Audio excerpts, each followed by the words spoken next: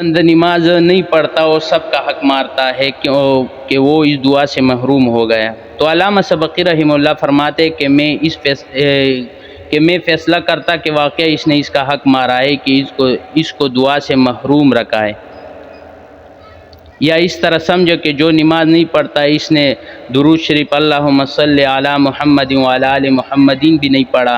آل محمد سے مراد تمام مومن ہے، تو اس نے تمام مومنوں کا حق بھی مارا ہے۔ لہٰذا بے نماز صرف اللہ تعالیٰ کا ہی حق نہیں مارتا بلکہ مخلوق کا بھی حق مارتا ہے۔ دنیا کے حصے ولا تشتروا بآیاتی ثمنا قلیلا، اور نہ خریدو میرے آیاتوں کے بدلے توڑی قیمت۔ اس کا مطلب یہ نہیں ہے کہ زیادہ قیمت کے بدلہ بیچنا جائز ہے، کیونکہ دنیا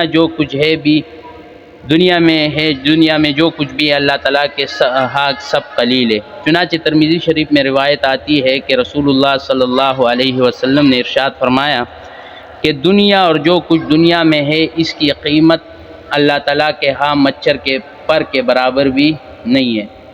تو اللہ تعالیٰ کافر کو ایک گھونٹ پانی کا بھی نہ دیتا۔ ہمارے نزدیک تو سونے چاندی ڈالر پوائنٹس کی قیمت ہے، اللہ تعالیٰ کے نزدیک مچھر کے پر کے برابر بھی ان کے حیثیت نہیں۔ لہٰذا سارے دنیا بھی قرآن کریم کے ایک آیات کے مقابلے میں ہچ، یوں سمجھو کہ خواب ایک آیات ہے، سارے دنیا کے خزانے جمع ہو کر خواب یا حامیم کے قیمت نہیں بن سکتے۔ فرمایا ایا فتقون، اور خاص مجھ سے ہی ڈرو۔ کمتان حق کی مختلف صورتیں، ولا تلبسوا الحق بالباطل، خلط ملط نہ کرو حق کو باطل کے ساتھ، وتکتموا الحق، یہ لا مقدر ہے اصل میں ہے ولا تکتموا الحق، نہ چھپاؤ تم حق کو۔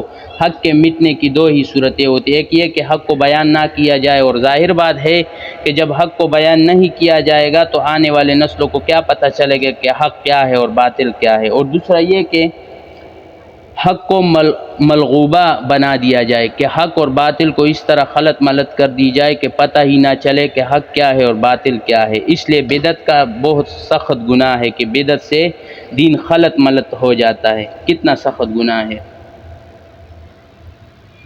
ایک آدمی مسجد میں بیٹھ کر 100 بوتلیں شراب کا پیے تو اس کا اتنا گناہ نہیں، ویسا تو ایک بوتل کا بڑا گناہ ہے، سمجھانے کے لیے کہہ رہا ہوں کہ 100 بوتلیں شراب کے پیے تو کتنا گناہ ہوگا۔ ایک بدعت کا گناہ اس سے بھی زیادہ ہے۔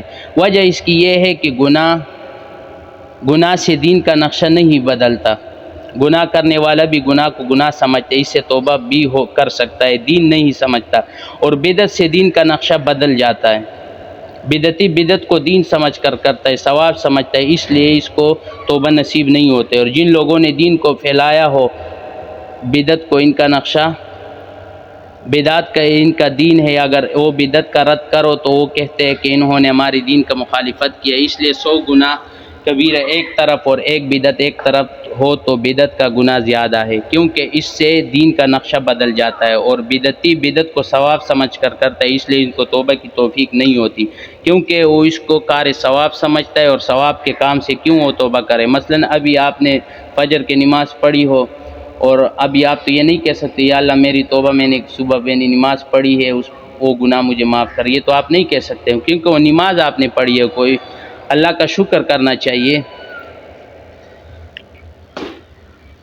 تو الحمدللہ تیرا شکر ہے کہ تو نے مجھے نماز کی توفیق عطا فرمائی۔ اور بدعتی جب بدعت کرتا ہے تو وہ سمجھتا ہے کہ میں توبہ کیوں کروں، کیونکہ میں نے تو ثواب کا کام کیا ہے۔ اس بدعتی نے اس بدعت کو دین سمجھ کر کام کرتا ہے تو وہ توبہ تو نہیں ہوتا ہے، بدعتی سے توبہ بھی سلب ہو جاتے۔ چنانچہ حضرت انس رضی اللہ تعالیٰ عنہ کی روایت میں آتا ہے کہ رسول اللہ صلی اللہ علیہ وسلم نے فرمایا ان اللہ تعالیٰ قد حجب التوبۃ عن کل صاحب بدعۃ، بے شک اللہ تعالیٰ نے بدعت کرنے والے پر توبہ کا دروازہ بند کر دیا ہے۔ بدعت کی اتنی نحوست ہوتی ہے کہ دل میں توبہ کی صلاحیت باقی نہیں رہتی، جس طرح غالی کافروں میں ایمان کی صلاحیت باقی نہیں رہتی۔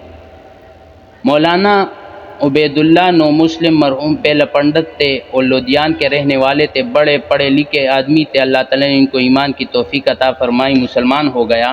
انہوں نے کتاب لکھی تحفۃ الہند، تحفۃ الہند، اس نے کتاب لکھی ہندو کے لیے تحفہ۔ یہ کتاب بڑی نایاب تھی، اب گجرا والوں کے ساتھیوں نے ہمت کر کے چھپائے، ان کو لے کر ضرور پڑھو۔ اس میں انہوں نے ثابت کیا ہے کہ تیجا، ساتواں، 10واں برسی منانا، عرس لگانا، یہ سب ہندو کی رسمیں ہیں جو ہمارے اندر آ گئے۔ مسلمان آئے ہندوستان میں، اسلام پھیلا، ہندو سکھ مسلمان ہوئے، مگر ان کی جو رسمیں تھے ان کو نہیں چھوڑا، وہ ابھی تک ساتھ چلی آ رہی۔ مولانا عبید اللہ سندھی رحمہ اللہ کے ایمان لانے کا سبب یہی کتاب بنی۔ ان کا پہلا نام بوٹا سنگھ تھا۔ اور عورتوں کو بھی سمجھاؤ، ان کا ذہن صاف کرو۔ بدعات کا ایک سبب یہ بھی ہے کہ جب تک ان کا ذہن صاف نہیں ہوگا وہ بدعات ختم نہیں ہوں گے۔ تم حاجی